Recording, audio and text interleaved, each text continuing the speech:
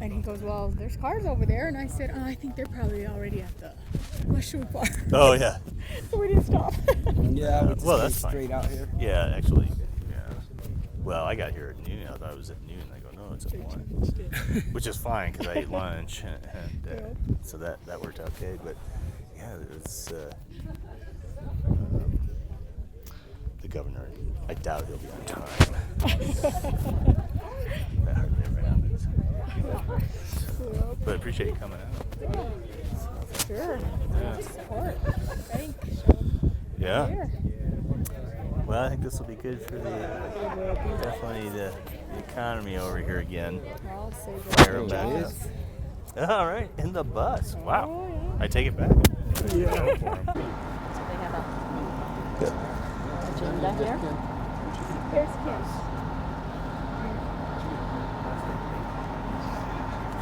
Yeah, sure. I like that idea.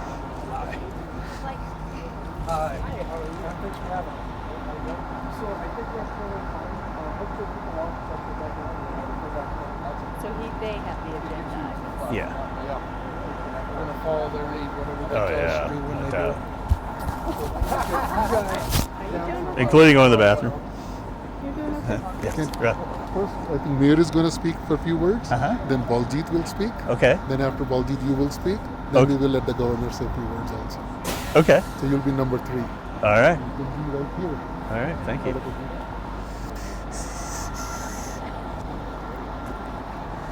Oops.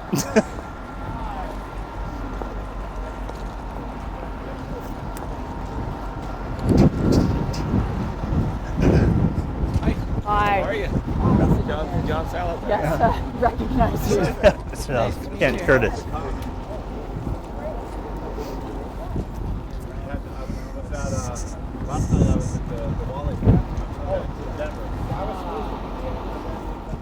Oops.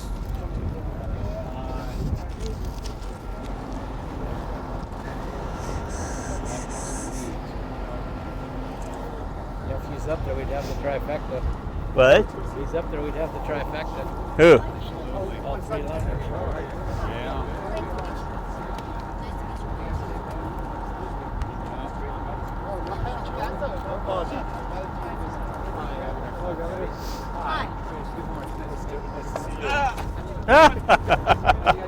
They're friends, don't worry. Yeah, I know. Kent Curtis, Governor, nice to meet you. Thanks for coming down. Thanks. Governor, good to see you again. Joseph Lucio, Mayor of Alamos. Of course, nice to see you. How are you? I am well. Hi, young man. Hi. Good to see you.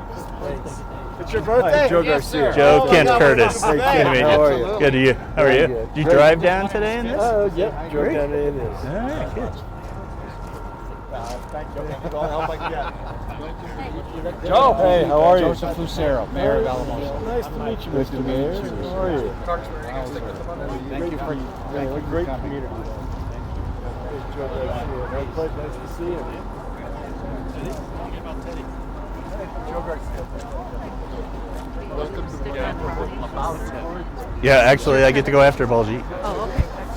And then Ronnie, I think. And then, from that point of view, he wants to say anything there, or does he, or we can just go right No through? remarks. Nothing. We're just going to come. All right. So we'll let him tell the story, and then we'll. Great. Sounds good to me. Hey, what's up? After here, it's Salazar.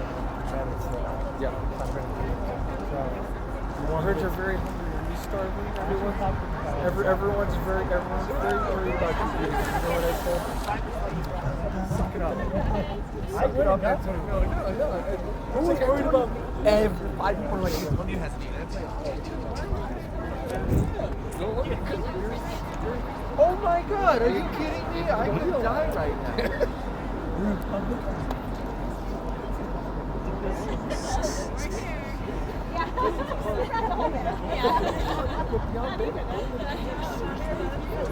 Did you get this guy your card?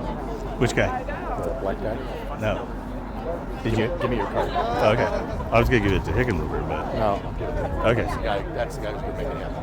Oh, yeah. I saw he's doing the scheduling.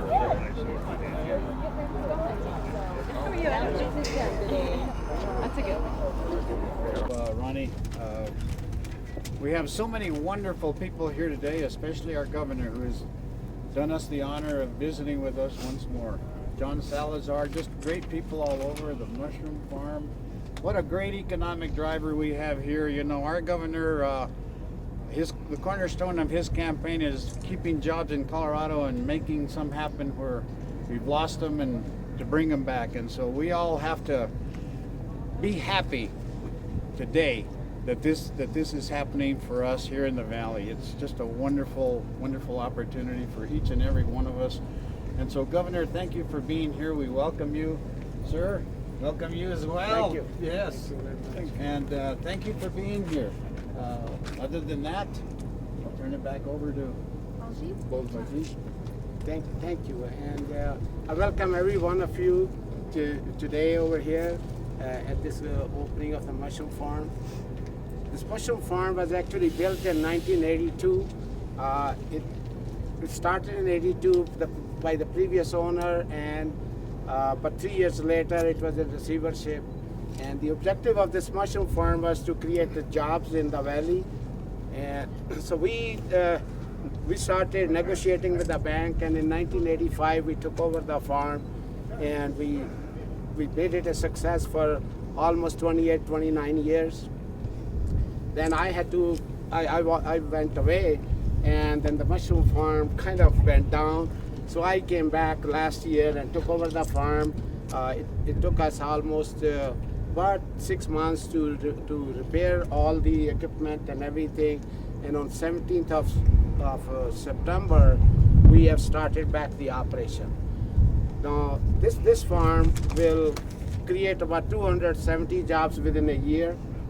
It will, when it was previously, it was operating, it was pumping into the local economy over $10 million a year in payroll of about over $7 million.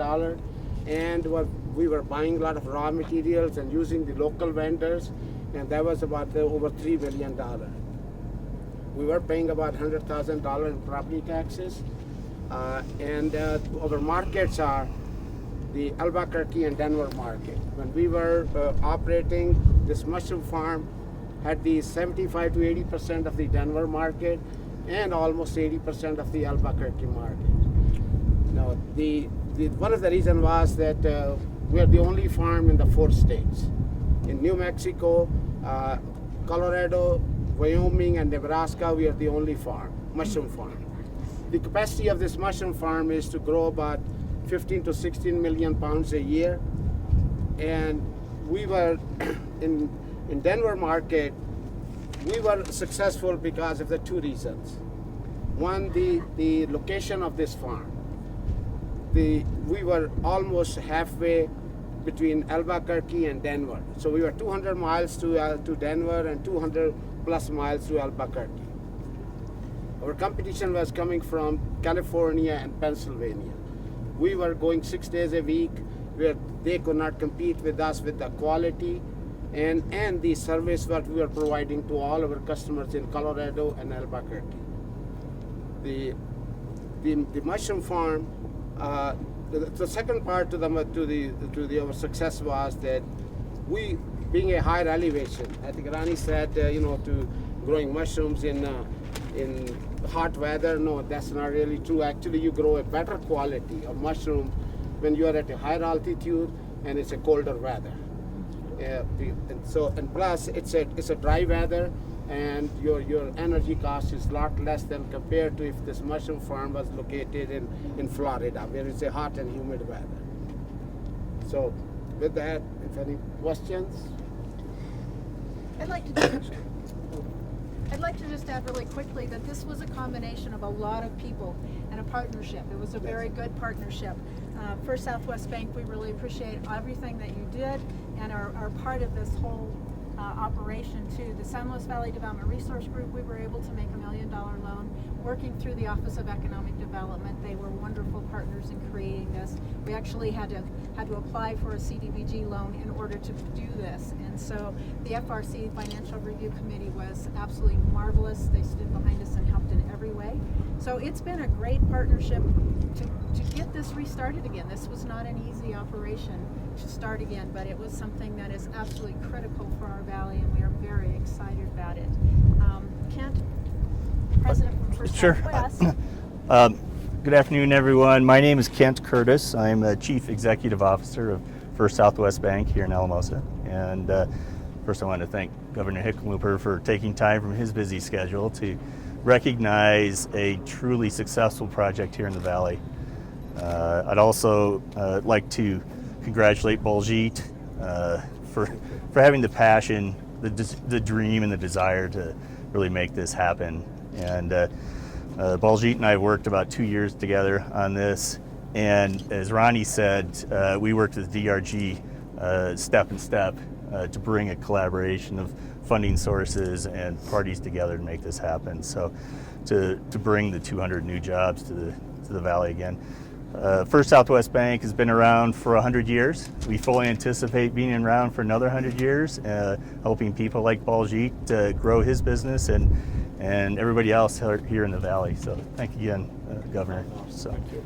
You know, and I'll just chime in and say that, you know, partnerships like this is what creates economic development long term and development that lasts. And the state is honored to be part of this. We had one of our staff run a little number. 250 jobs here is the equivalent of 13,800 new jobs in Denver. Right? So just to see what the impact is here. This is our Lieutenant Governor Joe Garcia is here, and obviously this is where the state really does need to use its resources. We can get a lot of bang for our buck on a program like this, especially when we get the right partners. Yeah. So now I'll just have to make sure we all eat more mushrooms. Governor, I have one more story. I would like to introduce Jim Taylor. I want to tell the story. I want Jim to tell his story. It's a short story to the development, but we sell flatbeds in Denver, Colorado, and we shipped one to a farmer down here that was able to afford it because they were buying straw for him. So the money went back to Denver from this. Right, so it's all connected. Yeah. I got it. It's all connected in a little way. Yep. No. That's why investments down here help the whole state. Yep. Yeah. Goes back and forth. Thank you. Shall we go ahead and take a quick tour? We have various cabinet members. If anybody has ever wanted to get anything from the state, Now's the the head time. of Department of Natural Resources, the head of water, the head of the Commissioner of Agriculture, the head of tourism, Oh, wow. DOC, Department of Corrections, anything you need, it's here.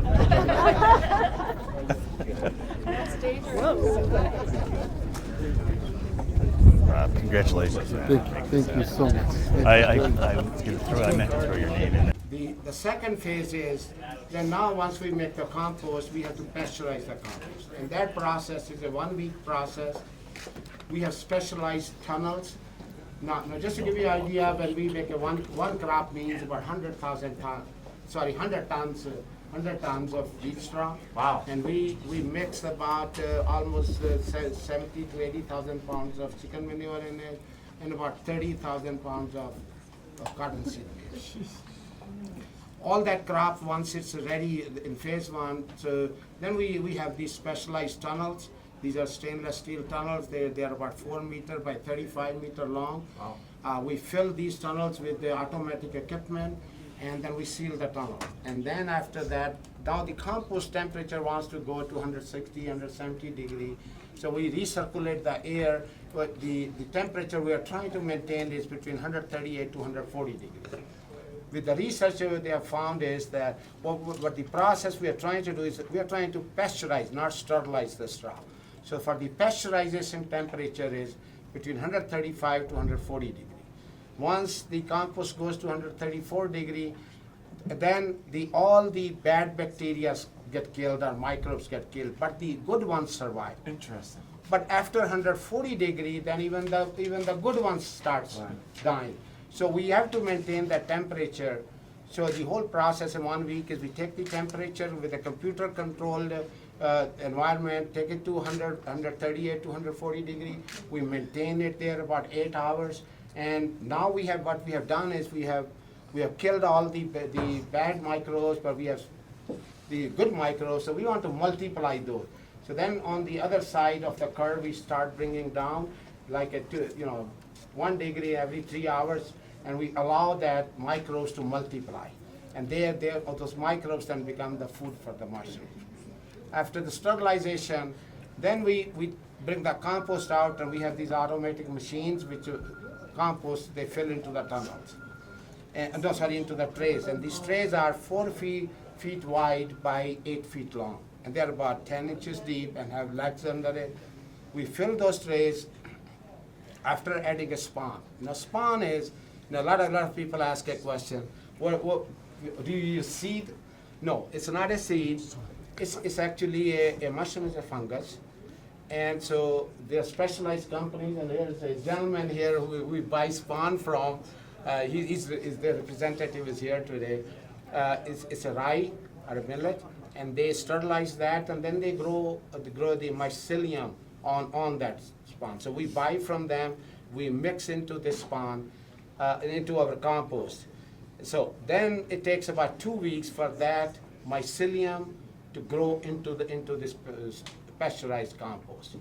After 2 weeks, then we take that out, and then we put a casing layer on it, about 3/4 of an inch casing layer. What casing layer is, it's a peat moss, and then we add lime to it to adjust its pH, because the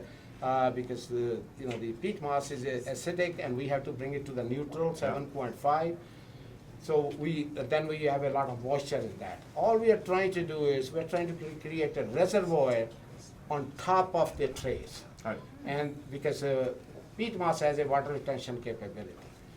So then mushroom mycelium grows through the peat moss and comes to the top. Now, when it's growing, this mycelium it's like a threads. We have to make pins out of those. So, and then each pin becomes a mushroom. And there's a special process for that. And the process is called pinning process. We are trying to trick the plants. So what we try to do is we try to make them think that the winter has come in. So if the temperature is 72 to 74 degrees at that time, within 12 hours we drop the temperature to 60 degrees. We bring a lot of cold air and try to bring the temperature. So they start knitting each other with each other and make little pins. And after that process, we know that what kind of yield we are going to get out of that crop. So then we move those trays to the growing rooms, and after the pinning process, about 17th, 18th day, we start picking mushrooms. So we started our first crop in the middle of September, and now we will be picking mushrooms around 17th or 18th of November, a week before Thanksgiving. We intentionally picked that date and the schedule because between Thanksgiving and New Year, you cannot grow enough mushrooms. No mushroom farm can grow enough mushroom. So we timed it so that when our production comes in, we were able to get our customers back. We have very good customers. We used to be Safeway, King Super, Albertson, Cisco, US Foods, and we are wholesale. We do not really go to the retail. We sell it to the retail customers, and we sell it to the food service. And they are the one then take it to the stores, and then they sell it. Cool. And so what's that? How long do you get a crop out of a tray? Okay. You harvest mushrooms for 3 weeks, a month? 3 weeks. And then you have to throw the No, we compost don't. away? No, we don't. One of the good thing about this business is we are taking all other businesses byproducts, right. waste there, like straw. We use straw. We use chicken manure, which is a problem for the chicken farm. We use those. So once we use all this, and so to answer your question, it's a 3 week, and we take one flush each week. We call it so from each crop we take 3 flushes. Yep. And so 3 weeks later it's done. And once the crop is done, we have picked all the mushrooms. Then we take it to a special room and we sterilize the compost. Now we take the temperature to 80 to 190 degree temperature. We're sterilizing it. Now when we took over this farm in 1985, that was the biggest problem, that they had all the spent compost piled up there. So I worked with the CSU. I've been in Denver since '74, okay. so I know, CSU, I knew people, so we took that compost and gave it to them to test it. What kind of nutrient value it has. So when the test results came, and they said it's still an excellent soil amendment. Of course. So then we went in and set up a bagging operation, where you turned on this side, on the other side of the highway, about 80 acres, set up a bagging operation. We take our compost down there, and we make different topping soil, potting soil, and the mushroom compost. And we are with the Walmart, we are with all the nurseries. So that's it. We created that other business. So we take our waste, we put that to work also. So no waste. No waste. There's no waste at all. That's amazing. Recycle the compost. Yeah, exactly. I was wondering, but there had to be some way to use it. That's perfect. Cool. Great. So let's see.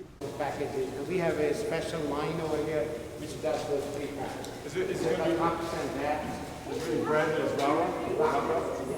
Yeah, because after we started the farm, I visited the customers and tried to get a kind of their feel for it. But what I heard is that the Rockra word name was, since it for 28 years served at the Denver market as well as the Albuquerque market, and still customers come in and they look at it and they say, your mushrooms don't have the same quality as Rockra. Oh, I love it. So that's why we kept them at the Rockra.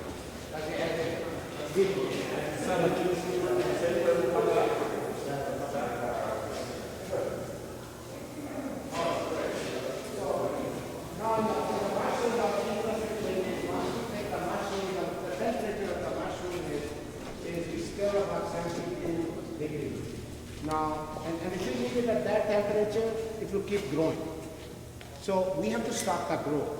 So in order to stop the growth and maintain the quality, we have to bring the temperature down to 34 to 36 degrees, and it should be all the way to the core of the mushroom. This is exactly what you do with beer. When you finish fermenting, I'm serious, you chill it down to 34 degrees, all the yeast cells drop to the bottom. I'm just saying. Graham and Sarah, I'm just saying. And there are 2 ways of cooling the mushrooms. One is a conventional way, and conventional way is that you just have a room and you just put the mushrooms in there and blow the cold air. What happens with that process is the mushrooms outside gets a little bruised and burnt because you can't have the same temperature on the outer surface of the mushroom and to the core of the mushroom. So then we designed and built a vacuum cooler, and vacuum cooler is not a new machine. It's used in the lattice. So that machine over there is a vacuum cooler. So what we do is after we pack the mushroom, we put it on pallet. That takes about 3 pallets at a time, and we put those pallets in there and we seal it, and then we start our process. Within 25 minutes, the temperature of the mushrooms drop all the way to the core from 70 degrees to 34 degrees. Wow. And that maintains the quality of the mushrooms. And then after that, then that's our final cooler where we stage. We have a staging area, so they cool it, they pack it, but then in the final cooler is where our cooler person, we have the orders coming every day, and we are the one who can only supply to our customers the fresh mushrooms that they can order with us today by 1 o'clock, and they will get today's product by tomorrow morning between 4 o'clock to 8 o'clock. Where our competition, which was from California or from Pennsylvania, they had to, number one, they had to place orders 2 to 3 days in advance. Number 2, they were coming 3 days a week, so their mushrooms by the time got to Denver market, they were like 2 to 3 days old. Now, mushroom shelf life is only 7 to 8 days. So, our mushrooms gave our customers a base. So, because of all those factors, number one was that even though we were 5 cents higher than our competition, but customers stayed loyal to us. Awesome. So, we are giving them the quality and the good service.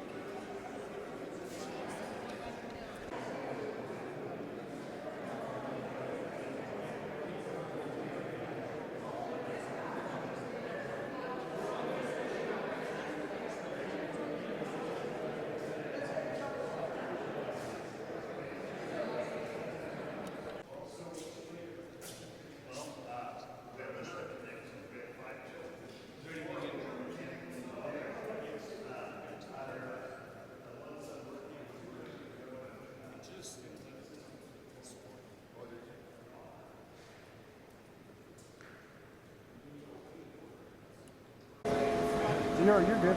Sorry, Jay.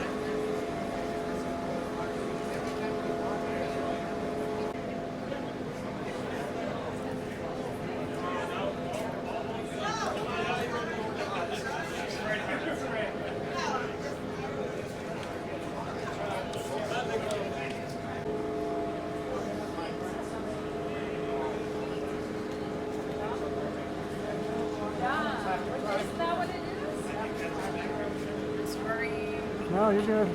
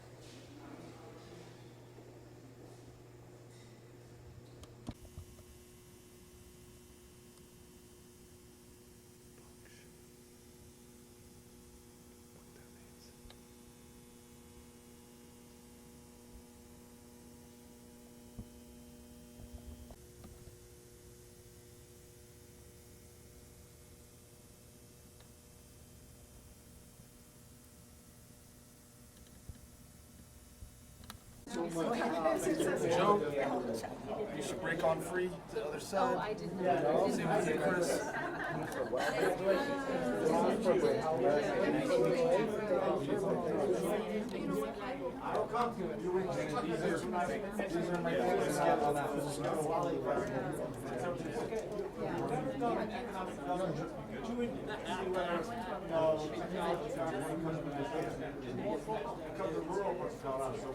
We're going to lead a check. We'll keep you, we'll make sure. Good luck.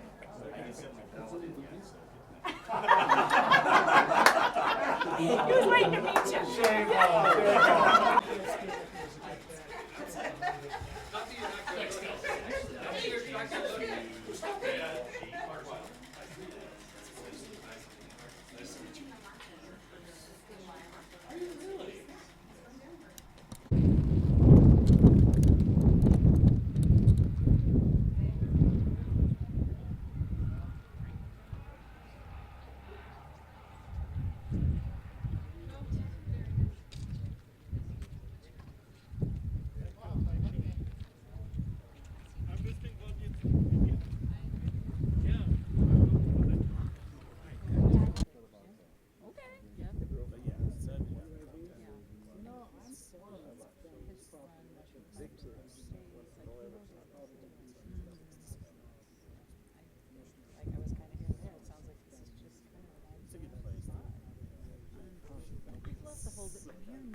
Okay. So, Baljeet, let's start with your name and the name of your business. My name is Baljit Nanda, and our business and company's name is Colorado Mushroom Farm. Tell us about the challenges you faced with your business that required financing. The business had gone through, the operation ceased, was seized last year, it ceased operation. And so we had to go through the previous bank. We had to purchase the note and then get the property back. And so a lot of funds were used for that one. And then we needed the working capital to start up the operation. And this business is a highly, high working capital business. Because in this business, it takes about three months that you are putting money into it, but you are not receiving any receivables or any cash flow back into it. So it's a highly working capital business. How was First Southwest Bank able to assist? So we're looking for different financing sources. And that's when we approached San Luis Valley Development Corporation. That happens to me. Actually, very true. How was First Southwest Bank able to assist? We were looking for financing for the working capital, and that's when we contacted San Luis Valley Development and First Southwest Bank to arrange for the working capital so we could start the mushroom farm. And how was First Southwest Bank to work with? I was very pleasantly surprised that Southwest Bank was very open to helping us, and they worked with us throughout the whole process. And it was a complicated process because we were also trying to get certain funds from the state also, and so they were very cooperative in working through the whole process and helped us to achieve our goal of lining up the financing. Let's see. You kind of answered how's the process to get financing? You answered that a little bit, but if you want to. The process was, we had to make our projections, and the 5-year projections which we presented to the state economic development as well as to the First Southwest Bank, and based on the history of the farm and based on my background and the financial projections, then First Southwest Bank had approved our loan financing. Would you recommend First Southwest Bank? Yes, definitely. I think Southwest Bank has a very professional team, and not only they were professional, they were very, you could feel the excitement in them to do this loan. I would like to, this is a very common thing that happens, is that people forget to say First Southwest Bank and they say Southwest Bank. We have to change our name. Okay. I know, it happens all the time. So if we could talk just a little bit more about that and just make Sure. sure it's First Southwest Bank. Sure. Oh, and then kind of would you recommend First Southwest Bank? Would I recommend First Southwest Bank? Yes, I would, because I like the part you said about they're excited and all that. So, would you recommend First Southwest Bank? Yes, I would definitely recommend. People out here, so you're gonna start getting noise, just. But they could go. Okay. Do you want me to let people, No, but if you noise can go back out and there. just stand there, we're almost done. Okay, We're just very almost done. So if you want to just go out there and just say, hey, on you guys. okay. So, would I recommend First Southwest Bank? Yes, I would definitely recommend Southwest Bank because Sorry. First Southwest Bank. yes, I would definitely recommend First Southwest Bank because the way they had worked with us and helped us to get through the whole process, complicated process of arranging the financing. So I'll definitely recommend First Southwest Bank. And how does the future look for your business? For our business, the future looks very good because this business is where the supply is going down and the demand is going up. And that is a one thing you don't really find in any business where there's no competition. The other thing is most of the old mushroom farms are closing down. And so the future looks is that we will be probably in the next 5 years will be doubling our size of this operation.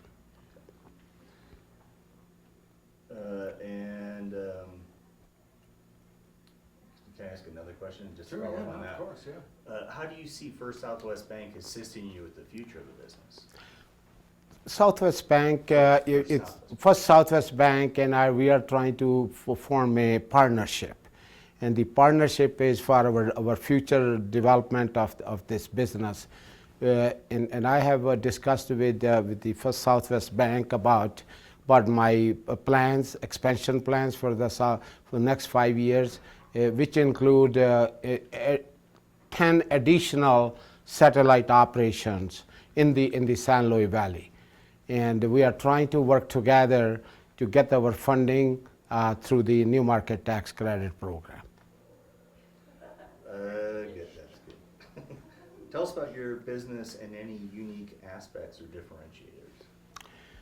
This business is a very unique business. It's a unique in a sense that it's a perishable product is what we produce, which has a very short shelf life. And the challenge for us is that we produce mushrooms, but we keep their quality until these mushrooms are delivered to our customers. So that's a big challenge, and we have, in the past we have done that very well, and we believe we will be doing the same thing in future. I would love it if you could kind of give a quick description of how the whole circle goes from the straw to the mushroom growing to the compost, right? Sure. How everything is used. Okay, sure. This is the last question, by the way. So Okay, ask me the question. okay. What is that question? Describe the process of how you produce the mushrooms. The mushrooms growing, whole process of mushroom growing is achieved by following 5 different steps. And the first step is that we produce the compost, which is compost is basically it's a wheat straw. The raw materials used for making compost are wheat straw. It's a dehydrated poultry waste. And then we also use the cottonseed meal and gypsum. And the whole process of making compost, it takes about 17 days. At this farm, it used to take 30 to 35 days, but then we designed and implemented a high-tech system in 2005, which has reduced the compost making process from 35 days to 17 days, which is currently, that's how we are making the compost. After the compost is made, then the next step is that we have to pasteurize the compost. And that process we have high-tech tunnels, and these tunnels are all made of stainless steel. So we take the compost and we fill the compost into these tunnels, and these tunnels are like a 4 meter wide by 35 meter long, and we fill about 8 feet high compost in there. And then we seal the tunnel, and then we recirculate the air. Now the compost temperature wants to go to 160, 180 degree. So we are trying to maintain that temperature between 134 to 138 degree, which is the ideal temperature for the pasteurization process. What we are trying to achieve in that process is we are trying to kill the bad microbes, but we are trying to save the good microbes. And the research I've found is that the ideal temperature is that at 134 degree, the good microbes starts getting killed. But after 140 degree temperature, even the good microbes starts getting killed. So this is a range where we keep the temperature and try to sterilize it. So that it's going to be too long for us. Okay. So we have to condense. So I think you said there were 5 steps. If Yeah. you could just say what the 5 steps are titled, Okay. pasteurization, And then basically talk So- about how little waste and just in 30 The- seconds. After the pasteurization process, the let next me start over. start all over again. Yeah, I'll tell you. Okay. Tell me the process to grow a mushroom, and you'll just say Okay. they're basically 5 steps. They are 1, 2, 3, 4, 5. Okay. And just kind of without Stop. going into detail. Okay. Okay. We don't want to give any trade secrets away. Okay. Okay. So, Baljeet, tell us the process of growing a mushroom. Okay. The process to growing a mushroom is that there are 5 steps we have to follow to grow the mushrooms. Step number 1 is making a compost, and step number 2 is pasteurizing the compost. Step number 3 is that we then inoculate the spawn, and we're trying to grow the spawn in it. Step number 4 is we do the casing on it, which is like a combination of peat moss and lime. And step number 5 is the actual production and fruiting of the mushrooms. And then can we talk just real quick, can you say something about how the compost is used? And then now one other thing I like to mention is that we are using everybody's waste to in this process when we are making compost. All our raw material is somebody else's waste. So we are using all the waste to make the compost, grow the mushrooms into it, and once the mushrooms are grown, then we are taking that, we call it a spent compost, and then we sterilize that one, and then we make different product for topping soil, potting soil product out of those, and then those products are used by the nurseries or the people at home in gardening. Okay, so now it's where is your there? So now if you'll just look right into the camera and just say, this is my there, with a little pause like that. Okay. This is my there. Ready? Okay. This is my there.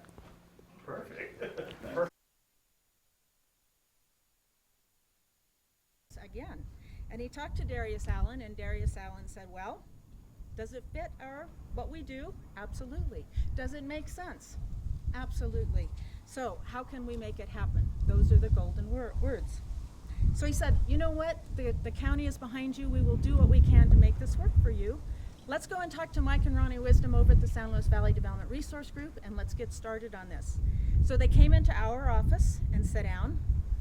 And Michael, who unfortunately could not be here today, said, you know what, you are located in an enterprise zone. We have wonderful incentives for you to be able to use for your business. It helps to keep money in your pocket. And Baljit said, well, that's really great, that's wonderful, but you know, I need financing up front in order to make this work. And so I said, well, you know, we have the revolving loan fund. We can help you do this. We've been around since 1984. And Baljit said, well, that's perfect. This is how much I need. And I said, I don't have an open contract and I don't have that much money on hand. So we have two issues. Number one, I need to get you that much money. And number two, we need a partner because the Development Resource Group does not act by itself. Have you been talking to anybody locally? And he said, yes, of course I have. I've been working with First Southwest Bank and they are interested in our project. And I said, that's perfect. We will work together and we will make this happen. And so my next call was to Bob Todd with the Office of Economic Development. And I said, Bob, I want to put in a grant request for $1.6 million. And he said, really? Is that right? He said, you realize that's almost half of what we get as a state CDBG grant. And I said, yeah, so, you know, come on, we want to do this. And he said, you know what? He said, you get me a grant application and you get me the loan request and we will see how to make this happen up here. I said, that's marvelous, we will do that. So Sarah Stober in our office stepped up and she grabbed that CDBG application and she took off and she got it done in record time. Went to all 6 sets of county commissioners who agreed on an intergovernmental agreement to be a part of this community development block grant. You got 6 sets of county commissioners signing off within 2 months. And our next step was to put together our loan application, which we did. We got together our board, local loan review board, and sat down and they said, wow, $1 million, we've never done this before, this is kind of different. We said, you know, it's 250 jobs and it makes a huge difference. And they said, we're in, let's go for it. So I took those things and I sent them up to Bob and I said, it's your football here now, let's make this run. And he said, we can make it happen. So he went to his financial review committee, and I would have really liked to have been a fly on the wall when they discussed this, because to say $1 million in a community in the San Luis Valley, wow, that sounds like an awful lot of money. But at that time, our unemployment rate was probably about 8.9%, probably one of the highest in the state of Colorado. We had poverty rates of 20%, and we had the ability to create 250 jobs. And you know what? They stood right up there and said, we will do this. We will make this happen. Again, we will make it happen. And we really do appreciate everything that they did. So then we went to talk to Ken Curtis at First Southwest Bank. And you know, banks have their own challenges when they're making loans, especially with a new business. And this is considered a new business, although it's been in the Valley for over 20 years. And he said, you know, God, this is a perfect business. We really want to make this work, but the collateral's a little tight on this one. And you know, we have regulators that look at these things. So the next thing we did was we talked to the Colorado Housing and Finance Authority, and they have a cash collateral support program. And And we got a hold of Wyatt Jones, and we kind of twisted him up a little bit and said, you know what, this is really good for the San Luis Valley, and we think you should look at this. And he said, I don't know, this is kind of outside of our realm. I'm not sure I can do this. And we just kept talking, and he came back and he said, we can do it. We'll make this happen. And the bank said, this is perfect. We will make this happen. And so then Ravi, Baljit goes to Ravi and he says, you know what, we need to buy locally. It's important that we buy all of our products that we can locally. So he spent a lot of time on the road going around and talking to the farmers in the San Luis Valley. And when he could buy as much straw as he could locally, he just went right over the hill to southeast Colorado to buy their straw, because it's very important that we keep everything that we do as local as possible, and I really do appreciate that. And then Baljit is talking to his buyers, and they're saying, you know, Thanksgiving is coming. That's when we need to have these mushrooms. If you're going to be in our stores, you need to have it by then. And we're saying, you know, wow, I know he's looking at the clock, and this is all starts and stops and starts and stops, and he's saying, I'm not sure we're going to be, absolutely, he said, we can make it work. And I was like, well, okay, we'll make it work. So we've got all of us saying that we can make it work, and all of us are asking, do you really have the employees to make this work? Because this is a big operation and a lot of people. And the interesting things was the employees already had it figured out. They were on board. They just kept saying, what took you so long to get back in business? We need you. And so we could make it work. So we're really excited here because we're full circle now. Economic development is not a single person standing on a street corner and pounding a drum saying, come stay in our community. Economic development happens when someone has a dream, and then we gather the community around it, we gather our region around it, and we gather our state around it, and we make it happen. So what I'd like to say is, for those of us who live in the San Luis Valley, when that wind changes direction and you get that smell of the mushroom farm, and trust me, we all know what we're talking about. Don't just think of it as growing mushrooms. Remember that it is truly economic development, and we appreciate everything that you guys have done. So now,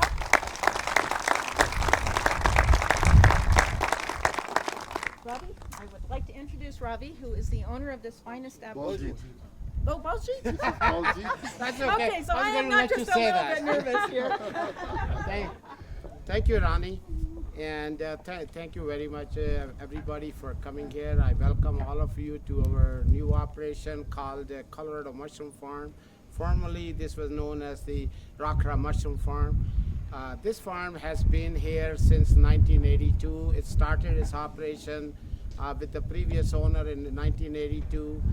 Unfortunately, the previous owner couldn't make it. He lost a lot of money in 3 years. So 1985 is when myself with the other group of investors, we stepped into and took over this farm.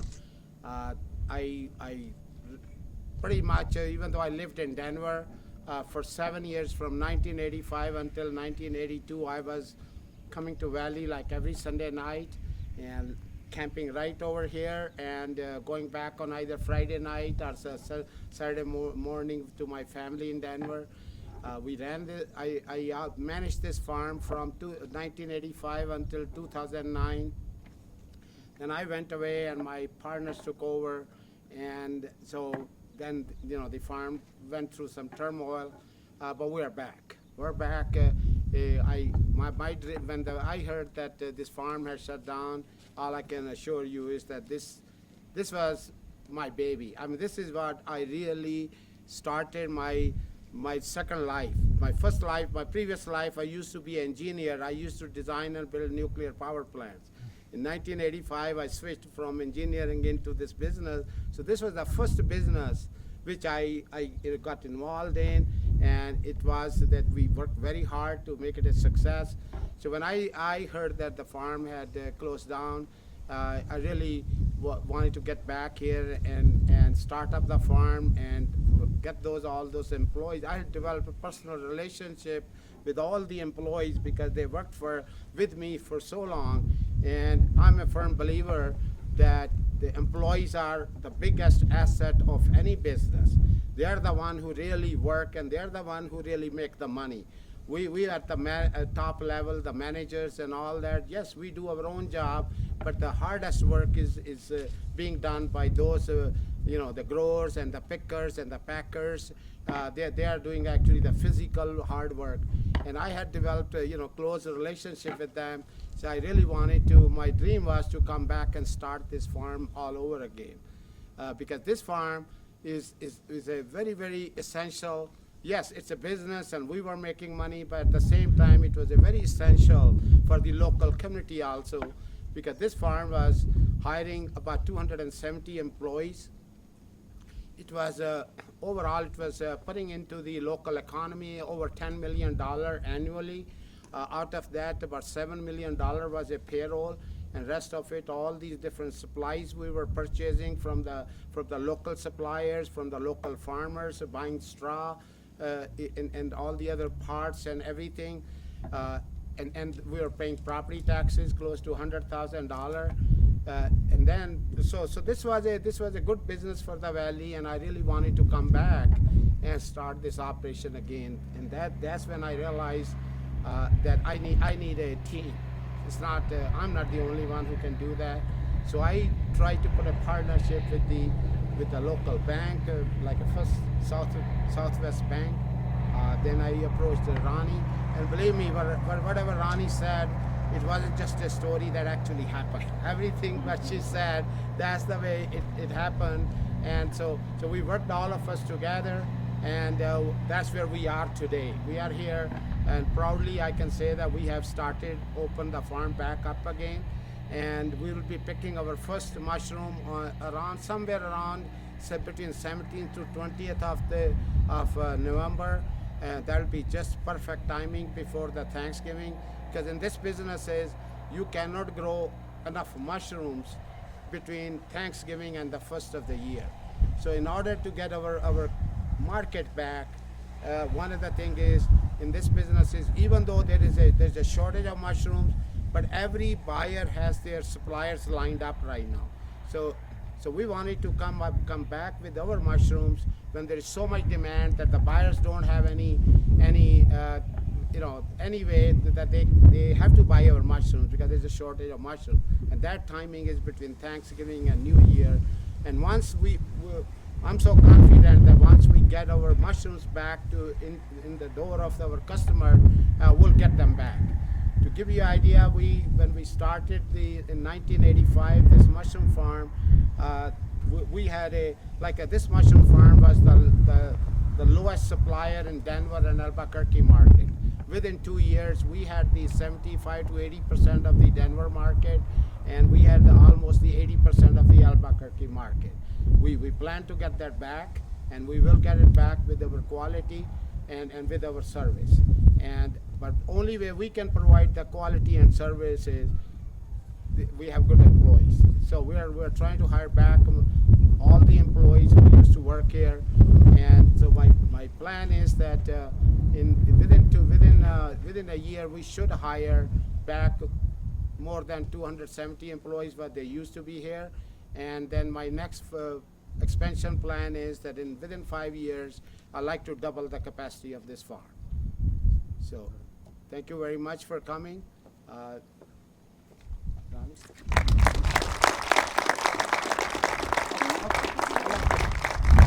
This one. Okay, I forgot one thing. So I like to thank a lot of people who have really made this my dream come true.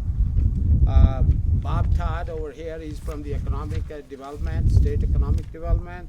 Bob was very instrumental, like Ronnie said, in lining up the funding so I was able to open this farm back up again. Then on the Office of Economic Development, Ken Lund, Executive Director, he was very helpful. Then Colorado Housing and Finance Authority, First Southwest Bank, and especially I like to thank, I don't know if Darius is here today, the County Commissioner Darius. Ellen and I, we go back like in 1985. We developed such a friendship and a partnership that's the first person I went to when I was looking for help to raise the financing. And he really He welcomed me with open arms, and he was very, very instrumental in getting all this get done. Thank you very much.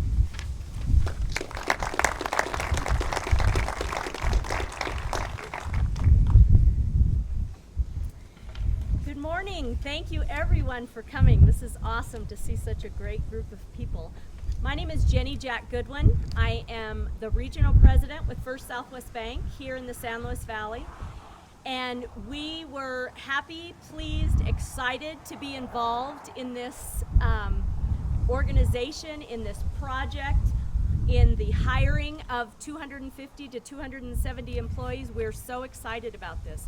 We want to thank Baljit for allowing us to be a partner with him. We want to thank Ronnie and Mike Wisdom and the DRG because they are wonderful to deal with. We try to have collaboration with them on a number of entities.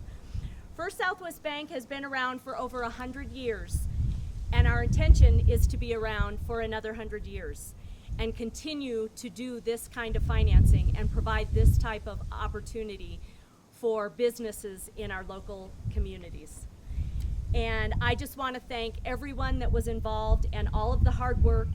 And although banks have different regulations and they're difficult to sometimes meet everything that needs to be met, we were able, with the help of CHAFA and the $500,000 cash collateral program, we were able to put our loan deal together. So we thank everyone, and we're so excited for this venture.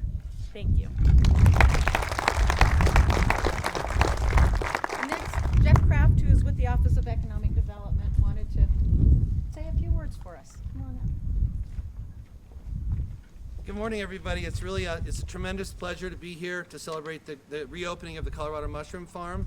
And my name is Jeff Kraft, and I am with the Office of Economic Development and International Trade, which is part of the State of Colorado Governor's Office. And really appreciate you letting me say a few words here as kind of from a state perspective. And I don't know, Chantal, I don't know if you're going to be wanting to say anything, but okay, good, because I don't want to steal your thunder. But I just had three comments I wanted to remark on, or three subjects. One is jobs, the importance of local and regional food, and also partnership. And from a jobs perspective, everybody mentioned that this is going to ramp up to employ more than 250 people. And we had a discussion with Chantal in the State Demographer's Office, and if you put that in context, that many jobs as a percentage of the local economy, if you did that in Denver, it'd be 14,000 jobs, or about 2.6% of the base. So it's a huge, huge big deal. And so that is something to be truly proud of and excited about. And so that's important. The second thing I wanted to mention is the importance of having local and regional food supplies. I, for one, am tired of eating mushrooms from Pennsylvania and California. I'm looking forward to some Colorado mushrooms. But they're good quality Colorado good mushrooms. quality Colorado mushrooms. And that's the importance of local food, is you do get fresher food. Baljit was just telling me this morning that he can deliver mushrooms 6 days a week as opposed to long-distance out-of-state suppliers who only deliver 3 days a week. So you have reliable supply, you have fresher supply, you have food security, and you have environmental sustainability. So having local food is great, and we all know that the Valley has some of the most amazing produce in the whole country. So this just sort of adds that to the portfolio here locally. So we're really excited about that. And everybody here, I think, has mentioned all of the great partners. In economic development, we sort of use jargon. We talk about P3, or public-private partnerships. In this deal, there were way more than 3 different Ps. There were all these important Ps.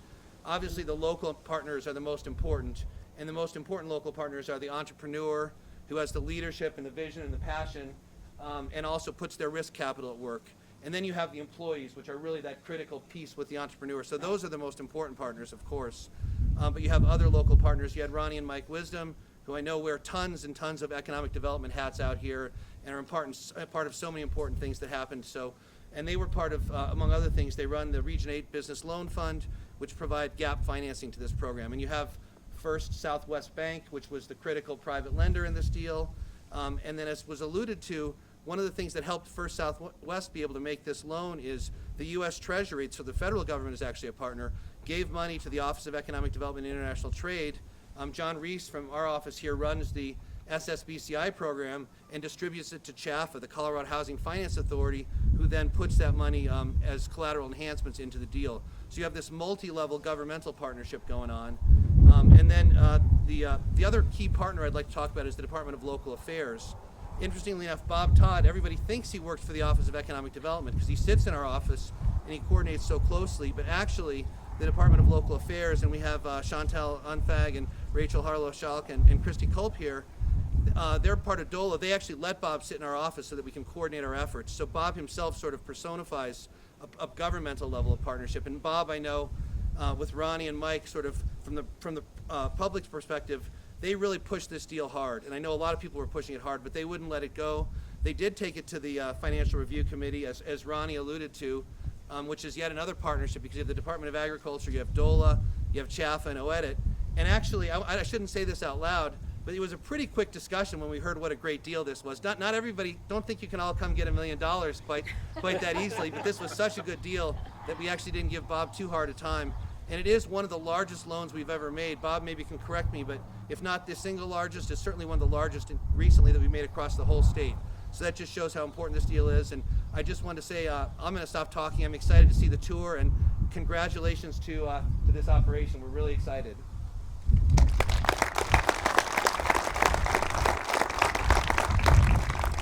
Well, thank you. Well, I see our Commissioner Darius was able to get away. Would you like to say a few words? Yeah, or you bring wanna- it forward. Please, come on up. Didn't stand a chance. Yeah. Start the timer.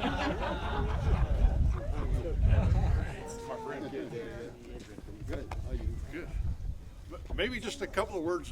Baljeet, we went out to lunch one day and I was looking at him and he had on these nice cowboy boots. And I said, Baljeet, I said, that's crazy. I said, I'm the urban cowboy and you're the turban cowboy.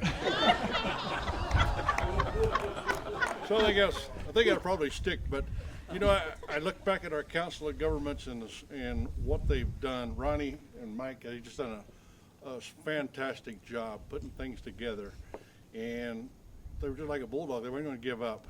That's how important this is to our Alamosa County and to our valley here, to the amount of jobs that this place can put to work, and good jobs. And we appreciate that so much. We were willing to work with them, and I don't know how many lunches we had together, but lots of lunches and lots of talks and lots of things that we could do and should do, couldn't do, would do, and we got them put together. But Mike Wisdom and Ronnie just went beyond the call of duty to do some of the things they did. And I want to give them an extra little hand if we could.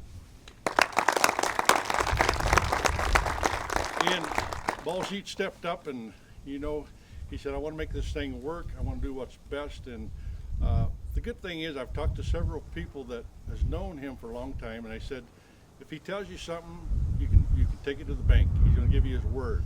And he's always been that way with me, and so I appreciate that too. You know, there's nothing more important than someone's word when they give it to you and say, I want to make this thing work. We're going to do what's best for our county here, and he's done that, so I appreciate that very much. Thank you all. Thanks for let me take a few minutes and at least say thank you in public.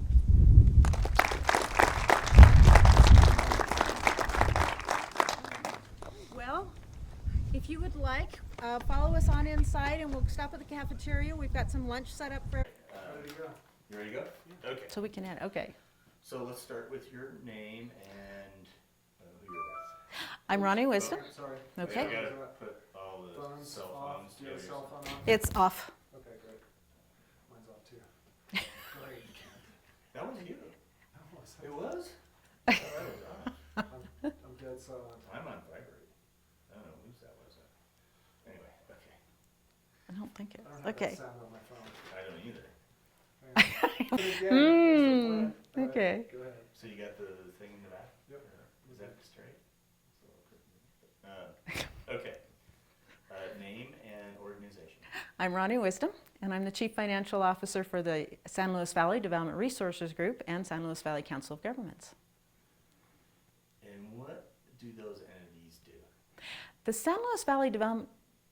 Oh, okay. Yeah, that's good. I screwed that up, sorry. Okay. Sorry. Cut. Start again. Okay. Just so you know, by the way, Dan will put all this together and condense it down to like 2 minutes or 90 seconds. It's Cool. kind of and so you'll have a chance to look at it. If you don't like it, tell us. Okay. But then we'll make it available to you and Baljeet. It'll go on our website, and sometimes we put it in TV commercials too. Oh, nice. Okay. So you'll Great. You'll have playtime over in Durango probably. On Cool. TV over there.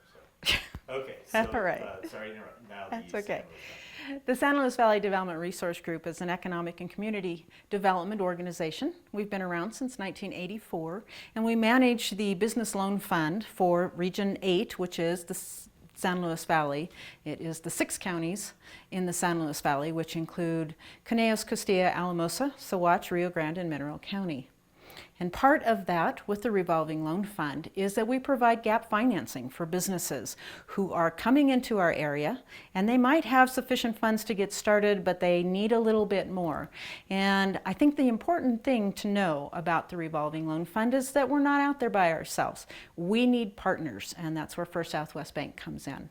They have been a great partner with us since 1984 through all of their different iterations as companies, but they've always stood fast for the businesses in the community, and it's been a great partnership because we work together well. We fill in the gap between what the owner is able to put into it and what the bank is able to do. And in this in this regulatory environment, it gets a little more difficult for a lot of our community banks. And so if we can come in and mitigate some of the risk and make it work for them, we're making it work for our customers. And actually, our job is done when our customers are completely bankable, and First Southwest doesn't really need us anymore. But that we always have new folks coming in, and it's important that we take care of them as they come. Good. Anything else? Great. Maybe, again, because it's 90 seconds. Fantastic. I'm going to condense. If Okay. you can just talk really quickly about how First Southwest Bank helped you, but at a very high level, like, well, DRG and First Southwest Bank combined to provide capital for Baljeet. I think it's good to mention Baljeet. One of the customers. Okay. Yeah. Okay. I think. Or do we want to say the Colorado Mushroom? Colorado Mushroom Okay, Farm. yeah, I Colorado think it'd be Mushroom. better Yeah. to say that. Okay. Just something kind of short and just bullet point kind of thing. Just And maybe even you want to have her say, a good example of this is how we collaborated on the Colorado Mushroom Farm. yeah, just Something along that line? Yeah. Okay. All right. Because you talked about it, but I work with First Southwest Bank, and the Colorado Mushroom Farm is a perfect example. Okay. We both. So I hate to put thoughts in your head that way. Well, no, I hate it when people do it. So, Okay, let me think a minute. Sorry. yeah. We have all day. We have all day. We have all day. Okay. We'll miss It's lunch, getting I warm think. What's new? It's sandwiches. We could. So. Let's go to the brewery afterwards, okay? The San Luis Valley Development Resource Group has worked with First Southwest for many years, and our most recent collaboration has been the Colorado Mushroom Farm. We were so pleased to be able to be partners with First Southwest Bank and the Colorado Mushroom Farm. Because of our collaboration, because of our partnership, we were able to put 250 or more people back to work in the San Luis Valley. And that's actually, when you look at it, almost $6 million in wages that'll come into our area. So, economic development is huge, it's extremely important, and together we can make a dent in that.